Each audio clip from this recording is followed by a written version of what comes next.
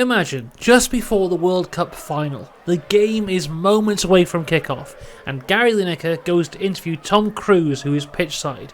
So Tom, are you enjoying the football? Yes, it is great. Are you a football fan? Not really, no. Oh right, who do you want to win?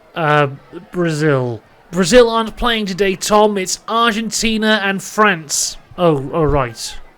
Are there any players on the teams that you're a particular fan of? I like Terry Henry. Oh, I think you're referring to Thierry Henry, who hasn't played for the last 10 years. Oh, right. Thanks, Tom. Anyway, here's the World Cup final. Now, this would be ridiculous, but for some reason in the world of Formula 1, this situation seems to happen every week in the form of Martin Brundle's grid walk. Not many races go by before there is another controversy on Martin Brundle's grid walk, usually featuring some celebrity refusing to talk to him, whether it be Cara Delevingne, Megan Thee Stallion, Serena Williams, or even Tom Cruise. And every time this happens, the same question arises. Should celebrities have to speak to Martin Brundle if they are invited onto the grid by a Formula 1 team? And while I don't have an answer for that, I also think this is the wrong question to ask. The question that we should all be asking is, do you, as an audience member, really want to hear from these celebrities moments before the start of the race? Like, for example, at this year's British Grand Prix, Martin Brundle spoke with Sam Ryder.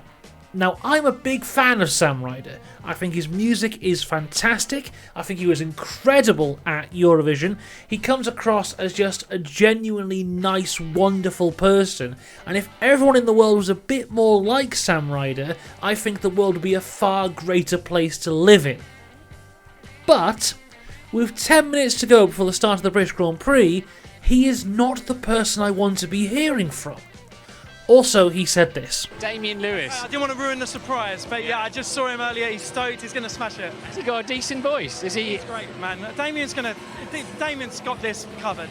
Send him victorious, happy and glorious, long to reign over us. God save the King.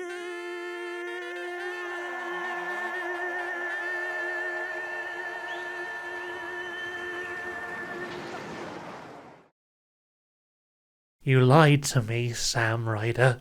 Here's a fun question for you. Between the Australian Grand Prix, which was the third race of this year, which took place on the 2nd of April, and the Monaco Grand Prix, which was the 6th race of the year that took place on the 28th of May, who do you think featured more on the grid walk?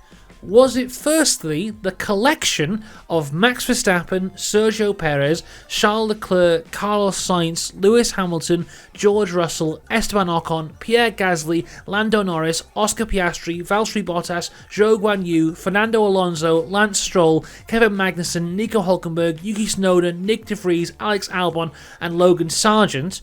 Or the collection of Christian Horner, Frederick Vasseur, Toto Wolff, Otmar Safnauer, Zach Brown, Andreas Seidel, Mike Crack, Gunther Steiner, Franz Tost and James Vowles? Or Kylie Minogue?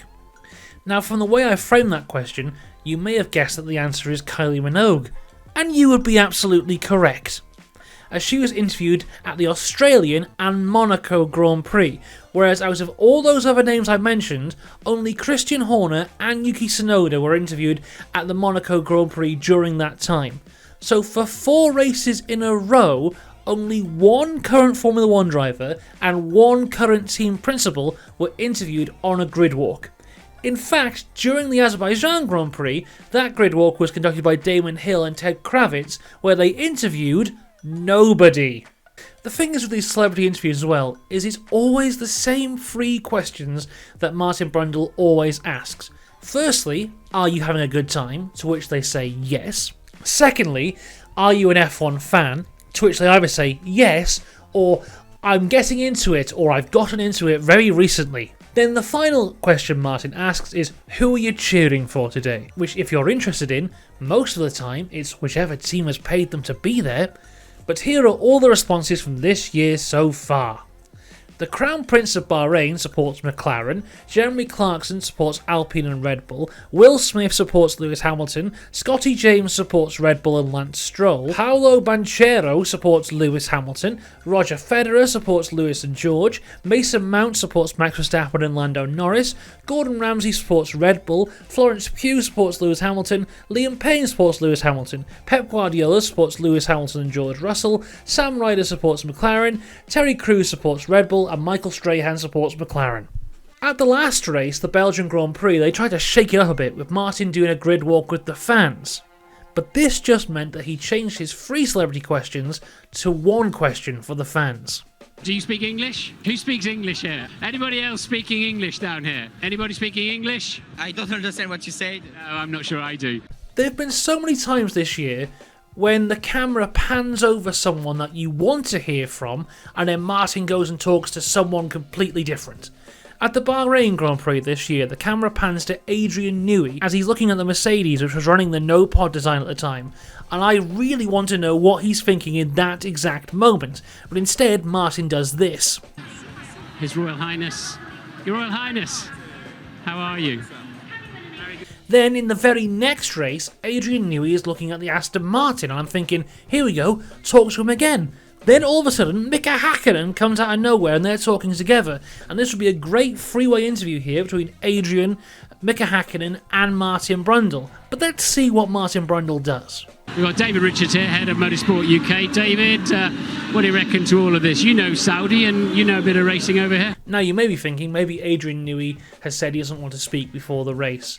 But on Channel 4 for the British Grand Prix, he happily spoke to them during their build-up, and Martin himself has said, But everybody is talk on the grid. That's the deal now. Everybody talks on the grid.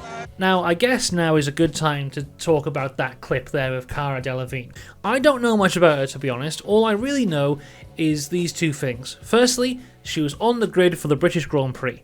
Secondly, she got to kiss Selena Gomez in Season 2 of Only Murders in the Building, which is a show I really like.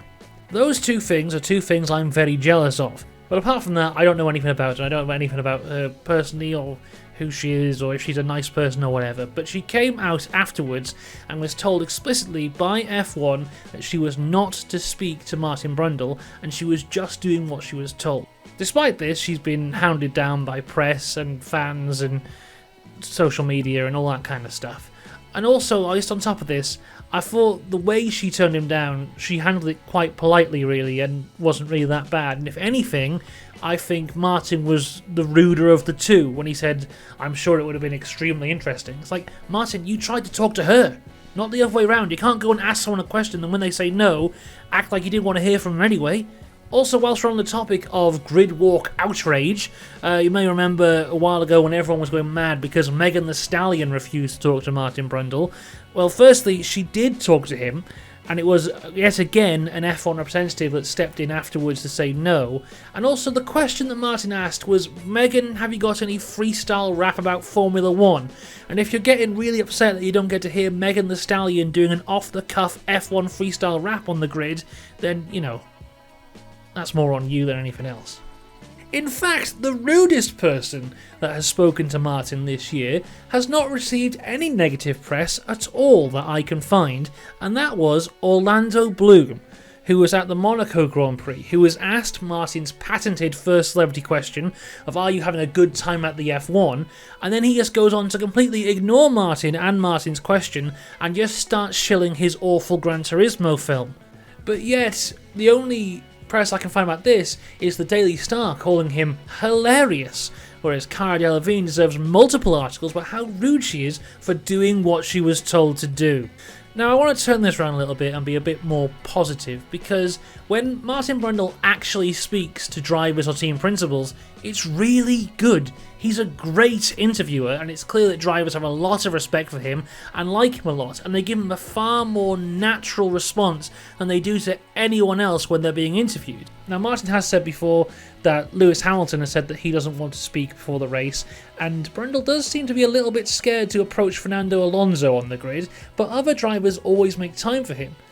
Brundle has a natural chemistry with a lot of these guys. Him and Hulkenberg seem to have some kind of weird jokey relationship built on years of inside jokes. Martin Brundle and Kevin Magnussen have a strange natural conversation in Spain about the weather that was incredible. Okay, Mag, everything good? Oh, good, oh, good. How are you? Yeah, I'm really good, thank you for asking. Is it going to rain? Well, I don't know. The weather forecast has been wrong the whole weekend, hasn't it? That's true. We'll see. Well, you know what? It's the same for everybody, and there's nothing we can do about it. It's going to do what it's going to do. Exactly. That's it. And you can steam through the pack. Max Verstappen has purposely made time for him multiple times this year. Even when he's rushing to get to the national anthem, he stops and answers a few questions for Martin. We've got Max Verstappen coming down here now. I think Pinky's just spoken to him though, so he's probably going to turn me down. Max, quick word. Got a minute and a half. Yeah. Once again, right on top of it in qualifying. What's this race going to offer?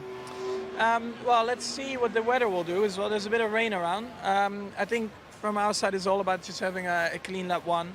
If I have that, I can do my own race. And we know that our car is quick in the race, so I'm looking forward to it. I think the car has been very competitive, and it's going to be exciting.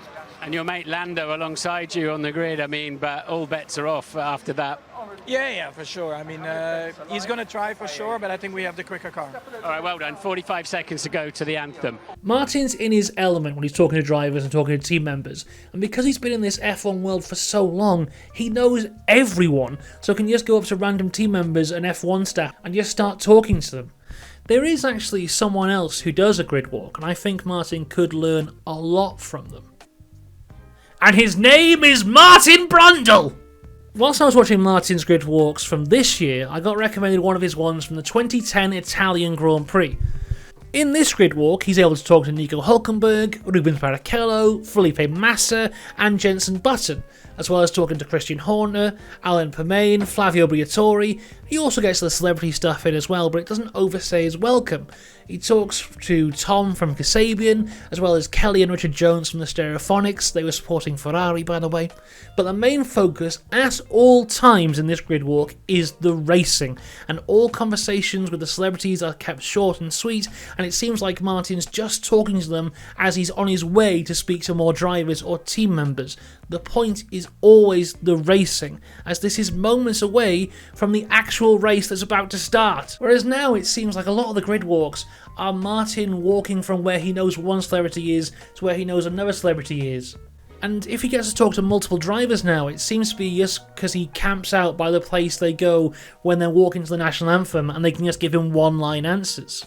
I have an awful lot of respect for Martin Brundle, and the grid walk must be an incredibly difficult job, and for some reason I get a strong feeling that if it was up to him, he would just talk to the drivers. And so he should. I know F1 has entered the world of celebrities more in the past few years, but that doesn't mean that the audience wants to hear from them just before the race.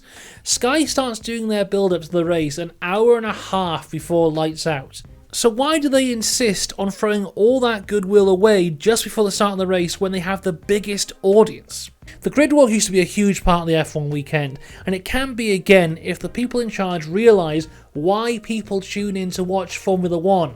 And I'll give you a hint, it's not to hear what random celebrities have to say. Right, that's all I've got time for today. Let me know what you think in the comments below, and until next time, goodbye. And you can't compare shoes, Kylie.